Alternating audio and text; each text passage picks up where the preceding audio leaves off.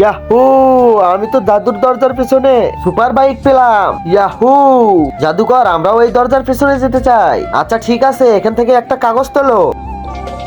রানী, আমি হব তোর রাজা, খুলে যা দরজা। হ্যাঁ, এবার তাড়াতাড়ি করে যাই। জিনিসটা শুনে কাকা না দূর শালা, আমার কপালটাই খারাপ। ভাই এসেছিস তুই, কি পেলি?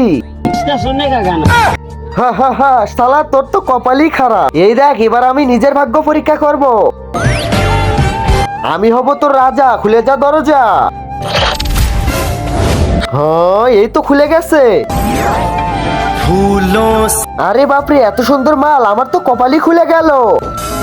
চলো বেবি। আরে তোর ভাগ্য তো অনেক ভালো, সুন্দরী মেয়ে পেয়েছিস। এবার আমার ভাগ্য চেক করে দেখবো, দেখি আমার ভাগ্যে কি আছে। আমি তোকে দেবো বিয়ের খাজা, খুলে যা দরজা।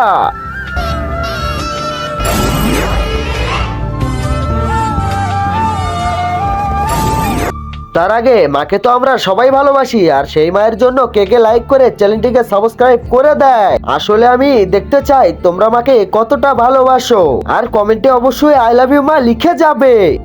শালা তোর তো কপাল আরো খারাপ, তুই একটা বুড়াকে পেয়েছি। আমার ভাগ্য অনেক ভালো, আমি সুন্দর মাল পেয়েছি।